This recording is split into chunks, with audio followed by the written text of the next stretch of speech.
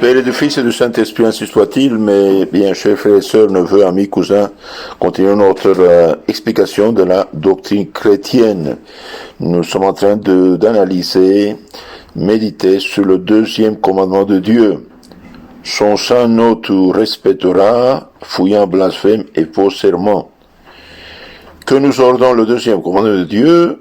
Le deuxième commandement de Dieu nous ordonne de respecter le saint nom de Dieu et d'accomplir les vœux que nous avons faits.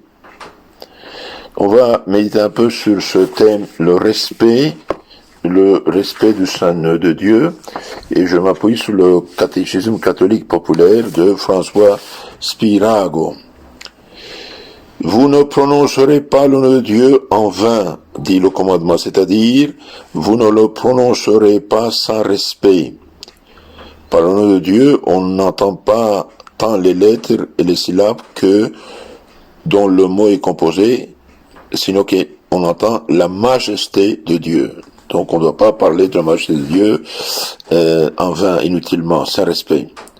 Par le deuxième commandement, Dieu nous ordonne de témoigner à sa majesté suprême l'honneur qui lui est dû et défend tout ce qui blesse ce respect. Nous devons le respect au bon Dieu, parce qu'il est un maître d'une majesté et d'une bonté infinie. Le respect est un mélange de crainte, d'amour et d'estime.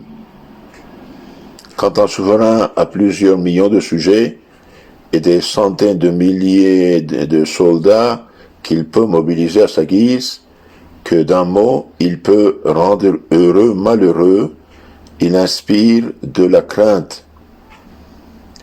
S'il est très bon et occupé de rendre ses sujets heureux, il sera aimé et estimé. Il en est de même de Dieu si nous considérons ses infinies perfections et son immense bonté pour nous. Les perfections infinies de Dieu. Sur la terre, il y a 1,5 milliard d'hommes. Ça a été dit il y a 100 ans, maintenant il y a environ 7 milliards.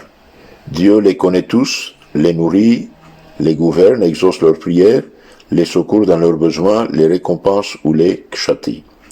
Souvent déjà ici-bas. Quelle science dans cet être suprême! Dans l'espace se trouvent des millions de globes immenses. Dieu les a créés tous, les conserve, les dirige et a autorité sur elles. Quelle puissance! Sans compter le monde invisible, il est des millions d'esprits d'anges et Dieu les connaît tous, les conserve, les gouverne, reçoit leur adoration. Quelle majesté! Qui d'entre les forts, chantait Moïse, est semblable à vous, Seigneur? Qui vous est semblable à vous qui êtes tout éclatant de sainteté, terrible et digne de louange, et qui fait des prodiges. Exode 15, 11. Craignons donc Dieu pour sa majesté infinie, aimons-le pour son immense bonté. L'union des deux sentiments constitue le respect. Nous devons témoigner notre respect à Dieu en invoquant souvent le saint nom de Dieu avec dévotion, affection et confiance, notamment au commencement de chaque action dans nos besoins et à l'article de la mort. Et aussi nous devons témoigner respect au nom de Dieu en montrant une haute estime pour tout ce qui est destiné au service de Dieu, surtout ses ministres, les choses, les lieux sacrés, les cérémonies du culte. Voyez un peu ce sujet, c'est très, très intéressant. Donc nous devons témoigner notre respect à Dieu en invoquant souvent son saint nom, avec dévotion et affection au commencement de chaque action. Et dans nos besoins et à l'heure de la mort. L'Église désire que nous invoquions souvent le nom de Dieu, car pour chaque invocation des noms de Jésus et de Marie, elle nous accorde 25 jours d'indulgence, c'est-à-dire comme si on faisait pénitence de 25 jours de pénitence comme faisaient les premiers chrétiens. Et à celui qui a pratiqué cette dévotion toute sa vie, une indulgence plénière à l'article de la mort. Newton, le grand scientifique Newton, qui avait reconnu la majesté de Dieu dans l'étude des astres, avait un grand respect pour le saint nom de Dieu. Il se découvrait, quittait son chapeau, et s'inclinait chaque fois qu'il l'entendait. Beaucoup de fidèles ont la louable habitude de s'incliner chaque fois que dans une prière se rencontre le nom de Jésus, comme le fait du reste le prêtre aux offices divins à la messe. Saint Ignace d'Antioche, martyr, troisième évêque d'Antioche, martyrisé l'année 107, avait invoqué des milliers de fois le nom de Jésus dans sa vie, et avant sa mort, il répéta: « Son nom ne peut pas disparaître de mes lèvres, il ne peut être effacé de mon cœur. » Aussi, les deux lions qui le dévorèrent dans l'amphithéâtre laissèrent-ils intact son cœur. Dans les épîtres de saint Paul, le nom de Jésus se trouve près de 250 fois.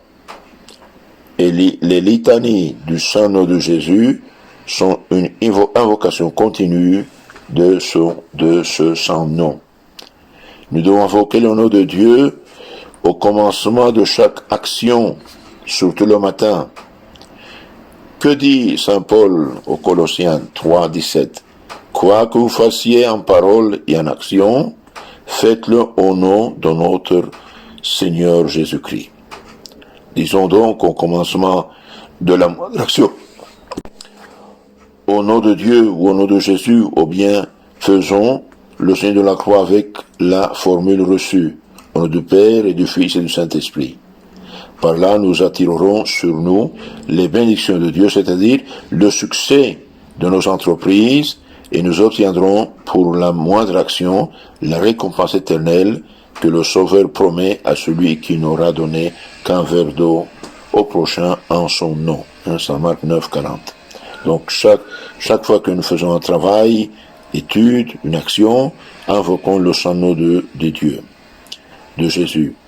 Nous devons aussi invoquer le saint nom de Dieu dans le besoin. Invoquez-moi, dit le Seigneur, dans la tribulation.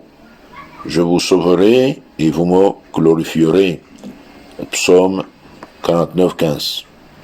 C'est au cri du nom de Marie, de Jésus et de Marie, que les défenseurs de Vienne, en 1683, se précipitèrent sur les Turcs et les forcèrent à lever le siège, alors qu'ils étaient beaucoup plus nombreux que les chrétiens.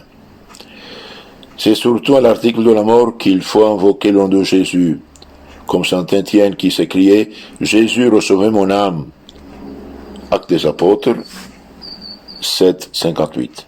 Le Sauveur lui-même avait dit en expirant « Mon Père, je remets mon âme en votre main ». L'invocation du Saint-Nom de Jésus est d'ailleurs indispensable pour gagner l'indulgence de la bonne mort. Nous devons invoquer le nom de Jésus parce qu'il est le nom le plus puissant par lequel nous obtiendrons tout. Quiconque prie en son nom est exaucé. Tout ce que vous demandez à mon nom, je le ferai, dit Jésus. Saint Jean 16, 23. C'est en son nom que les apôtres et les saints opéraient leurs miracles, comme l'affirme Saint Pierre à la guérison de paralytiques.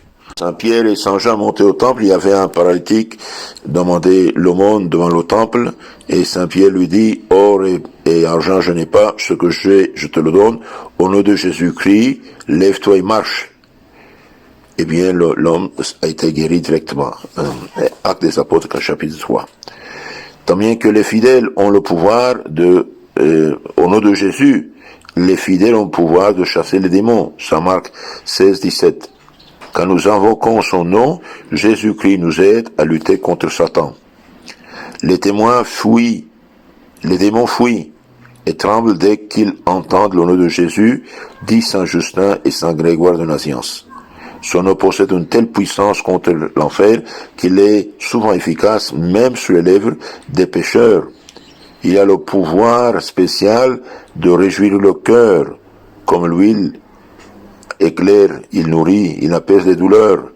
Il est un abri contre tous les dangers, tant spirituels que temporels ou corporels, dit Saint Vincent Ferrier. Je prétends, disait ce saint, que l'invocation de son nom guérit même les maladies du corps.